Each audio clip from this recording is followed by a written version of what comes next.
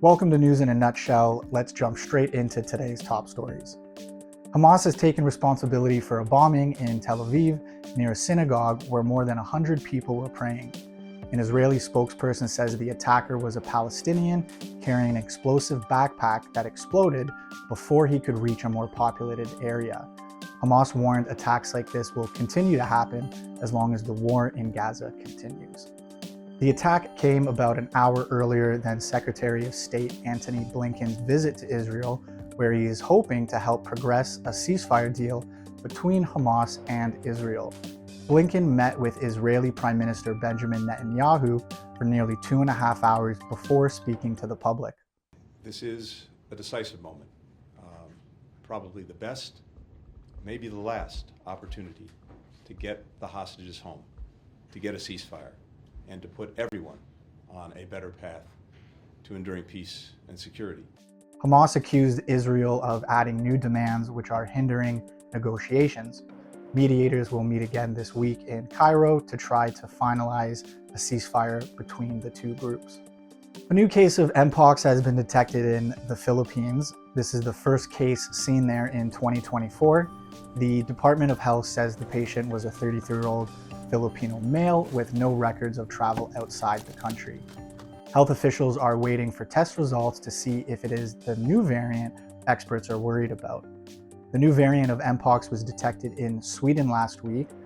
The disease is usually mild but can kill at-risk people like children, pregnant women, and people with weakened immune systems. Ontario Premier Doug Ford has taken a U-turn on his stance towards renewable energy. When he first came to office, he scrapped more than 750 renewable energy programs. I'm so proud of that. First of all, I'm so proud of our record of canceling the cap and trade carbon tax. It was a terrible, terrible tax. I'm proud that we actually saved the taxpayers $790 million when we canceled those terrible wind turbines. Now his government has laid out plans to double the province's energy output gained from wind power projects.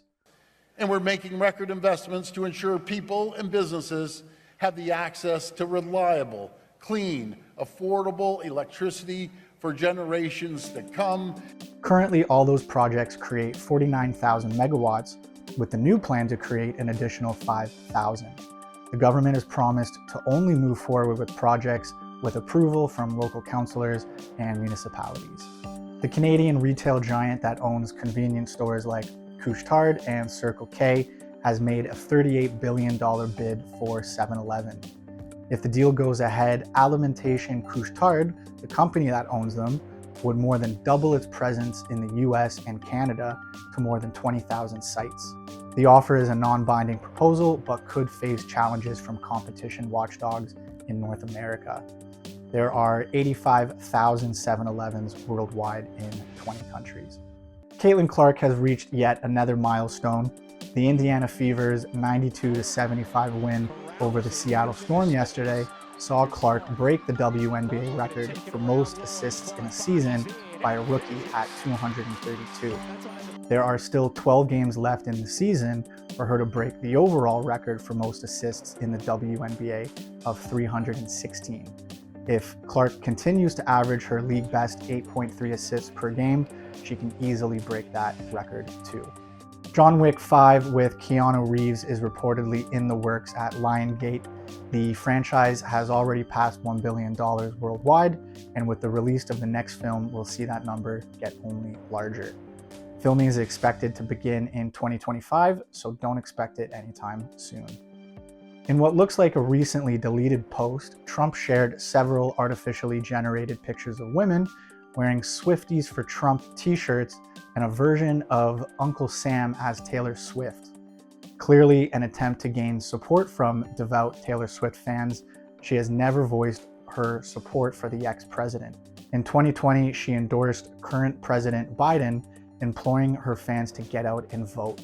It's rumored she will speak at the Democratic National Convention today. Thanks for tuning in to News in a Nutshell. If you liked the video, make sure to give it a like and a subscribe, and hopefully we'll see you next time.